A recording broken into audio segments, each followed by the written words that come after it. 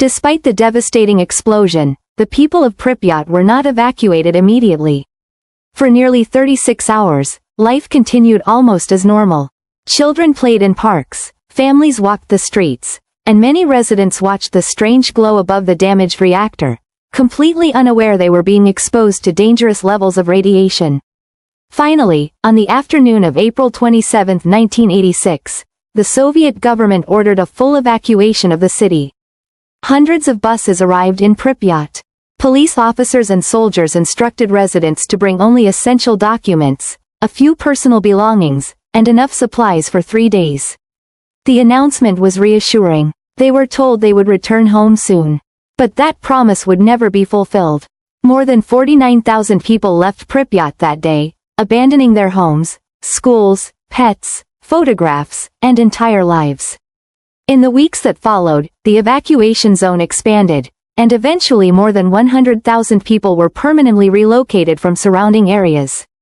As the evacuation continued, investigators began searching for answers. How could a routine safety test end in such a catastrophic explosion? The investigation revealed that the disaster was not caused by a single mistake but by a deadly combination of factors. Operators had violated several safety procedures during the overnight test, disabling critical protection systems and operating the reactor in an unstable condition. However, investigators also discovered serious flaws in the RBMK reactor's design. Under certain conditions, the reactor became dangerously unstable, and the emergency shutdown system, intended to stop the reaction, actually caused a brief increase in power before reducing it. The explosion was the result of both human error and fundamental design flaws. These official findings changed the world's understanding of nuclear safety and exposed weaknesses that had remained hidden for years. The empty streets of Pripyat became a permanent reminder of the terrible cost of those failures.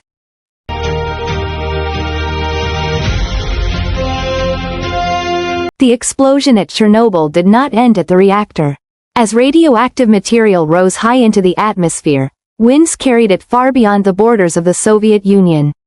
Invisible clouds of radioactive particles drifted across Belarus, Russia, Ukraine, and eventually reached much of Europe. In the days that followed, radiation detectors in countries hundreds, and even thousands, of kilometers away began recording unusually high levels. It became clear that this was no longer a local accident. It was an international disaster. For the people who lived closest to the plant, the consequences were immediate and devastating. Firefighters, plant workers, and emergency responders received some of the highest radiation doses ever recorded during a civilian nuclear accident. Many developed acute radiation syndrome, and several died within weeks despite intensive medical treatment.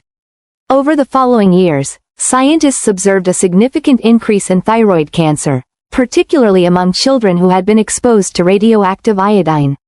Researchers have continued to study the long-term health effects, though estimates of broader impacts vary depending on the methods used and remain the subject of ongoing scientific debate. To protect the public, Soviet authorities established a restricted area surrounding the damaged reactor.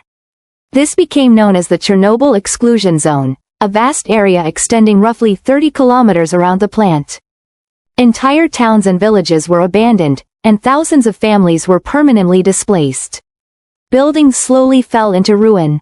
Schools, hospitals, and homes were left exactly as they had been on the day people fled.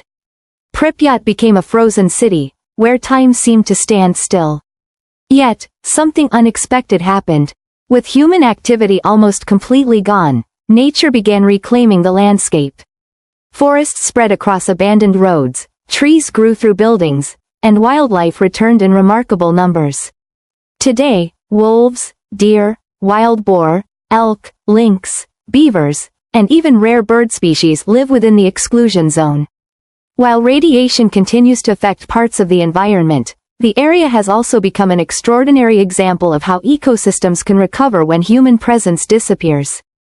Chernobyl remains both a symbol of immense human tragedy and a living reminder of nature's remarkable resilience.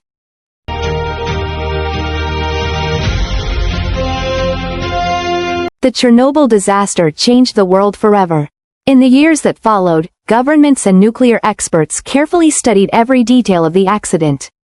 The lessons learned at Chernobyl reshaped the way nuclear power plants are designed, operated, and regulated across the globe. Countries introduced stricter safety standards, improved operator training, and strengthened international cooperation through organizations such as the International Atomic Energy Agency. Modern reactors were designed with additional safety systems to reduce the risk of accidents and better protect both workers and nearby communities. But the damaged reactor itself remained a danger. Soon after the disaster, engineers constructed a massive concrete and steel structure known as the sarcophagus to contain the radioactive remains of Reactor No. 4. Although it reduced immediate risks, it was never intended to last forever.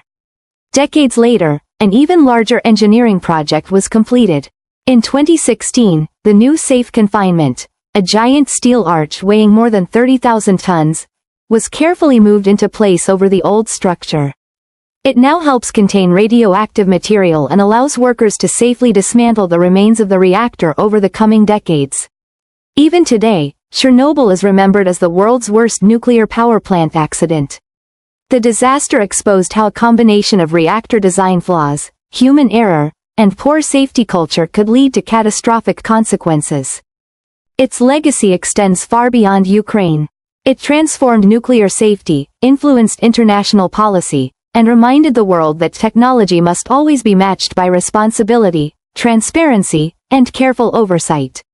Today, the abandoned streets of Pripyat stand as a silent memorial to those who lost their lives, their homes, and their futures. Chernobyl is not only a story of disaster, it is also a story of courage. The firefighters, plant workers, engineers, medical staff, and thousands of liquidators risked everything to limit the damage and protect millions of others. Their sacrifice should never be forgotten. If history teaches us anything, it is that remembering the past is one of the best ways to build a safer future. Thank you for watching. If you found this documentary informative, consider liking the video, subscribing to the channel, and sharing it with others.